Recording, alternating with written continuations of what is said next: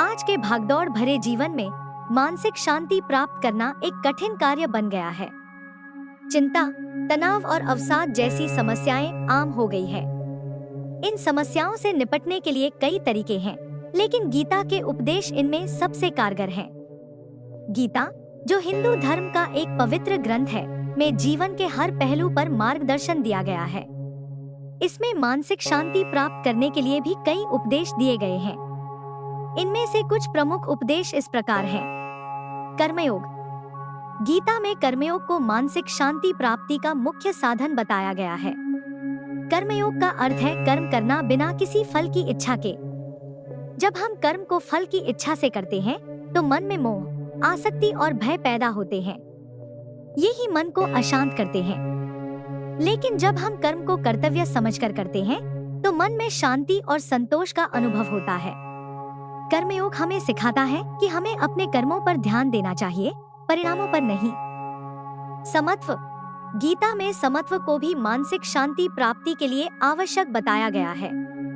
समत्व का अर्थ है सुख और दुख, लाभ और हानि, जीत और हार आदि में समान भाव रखना। जब हम इन सभी परिस्थितियों में समान भाव से रहते हैं, तो मन शांत रहता है। अनासक्ति। अनासक्ति का अर्थ है आसक्ति का अभाव। गीता में हमें सिखाया गया है कि हमें भौतिक वस्तुओं, लोगों और परिस्थितियों से आसक्त नहीं होना चाहिए। जब हम इन चीजों से आसक्त होते हैं, तो इनके न मिलने पर हमें दुख होता है और मिलने पर भी हमें संतोष नहीं मिलता। आत्मज्ञान। आत्मज्ञान का अर्थ है अपनी आत्मा को जानना। गीता में हमें सिखाया गया है कि हमारी आत्मा अमर और अविनाशी है।